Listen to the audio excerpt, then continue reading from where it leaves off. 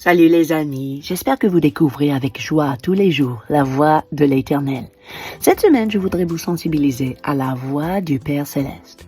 Vous savez, j'avais perdu mon père terrestre quand j'étais pré-ado. Et quand j'ai donné ma vie au Seigneur en tant que jeune adulte, mes premières expériences avec lui étaient autour de l'obéissance, la sanctification, la consécration. Ma révélation de Dieu à l'époque était principalement combien il était digne de mon adoration et de ma soumission totale. Et c'est un bon point de départ, car Jésus est Seigneur et non seulement Sauveur. Amen. Mais parfois, un père absent dans la vie d'une jeune fille ou d'un jeune garçon peut laisser un trou. C'était seulement avec le temps que j'ai découvert la voix de mon Père Céleste.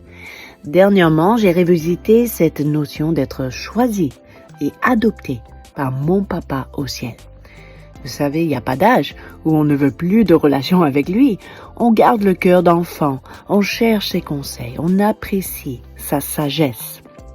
Même en tant qu'adulte, avec des années dans le Seigneur, c'est lui qui affirme notre identité, notre appartenance à sa famille. C'est pour cela qu'il est important pour nous d'écouter la voix du Père tous les jours et aussi de répondre à sa voix. J'ai envie de dire merci pour le Saint-Esprit, car c'est sa présence dans nos vies qui nous permet d'entendre la voix d'Abba Père. C'est surtout avec son aide que nous découvrons que notre Père est bon, il est riche, il est généreux, il est fidèle, il est tendre et attentif. Il n'est pas un Père fouettard, un Père préoccupé, un Père négligent, un Père indifférent, non. Il prend plaisir à parler clairement et fréquemment à ses enfants bien-aimés. Dans Romains 8, 14 à 20, nous voyons que tous ceux qui sont conduits par l'Esprit de Dieu sont fils de Dieu et que vous n'avez plus d'esprit de servitude, mais cet esprit d'adoption qui crie « Abba, Père ». L'Esprit lui-même rend témoignage à notre esprit que nous sommes enfants de Dieu. Ce n'est pas nos pensées, ce n'est pas nos sentiments. Et bien sûr, qui dit enfant dit héritier. Mais n'oubliez pas, la création entend avec un ardent désir la révélation des fils de Dieu. C'est parce que ces fils de Dieu que nous sommes révèlent le Père Céleste et sa manière d'agir. Dans Galates 4, 3 à 7, nous voyons que Dieu nous a envoyé l'Esprit de son Fils, lequel crie « Abba, Père ». Ainsi, tu n'es plus esclave, mais fils. Et si tu es fils, tu es aussi héritier par la grâce de Dieu.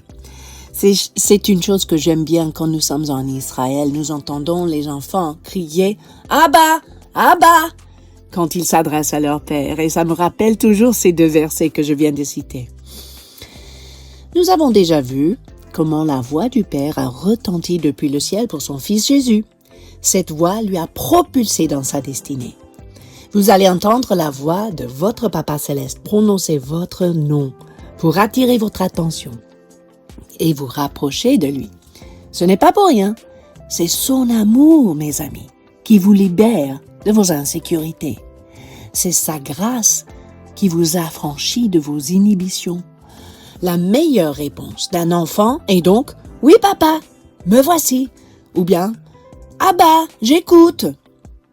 Le courage ressurgit dans vos cœurs chaque fois que vous entendez le Père Céleste vous dire « Je crois en toi, ma fille, mon fils ».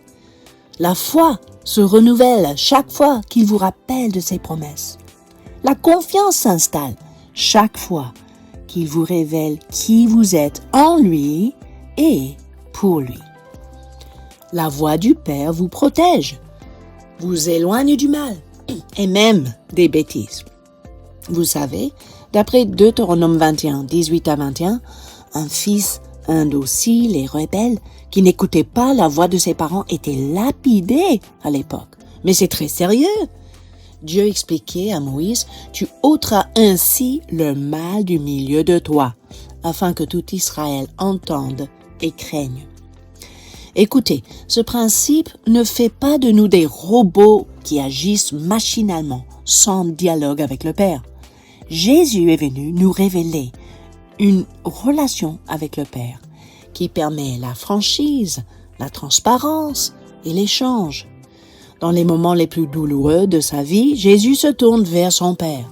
Dans Luc 22, 41 à 43, il prie « Père, si tu voulais éloigner de moi cette coupe, toutefois, que ma volonté ne se fasse pas, mais la tienne. » À ce moment-là, un ange arrive pour fortifier Jésus pour la mission.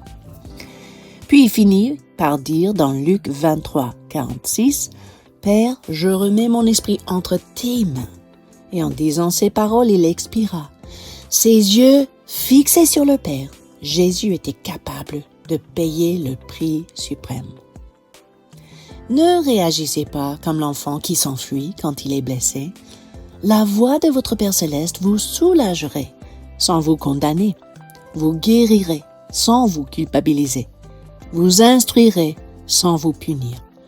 Je vous invite à relire et à méditer tranquillement Matthieu 6, 25 à 32, les paroles de Jésus qui révèlent la bonté du Père envers nous. Il termine ce passage en disant « Votre Père céleste sait quand vous avez besoin. » Oui, votre papa pourvoit. Mais parfois, pas selon vos attentes. Il vous connaît mieux que vous vous connaissez. Alors je vous invite à écouter intentionnellement sa voix cette semaine et à recevoir son affection et son amour. À bientôt les amis.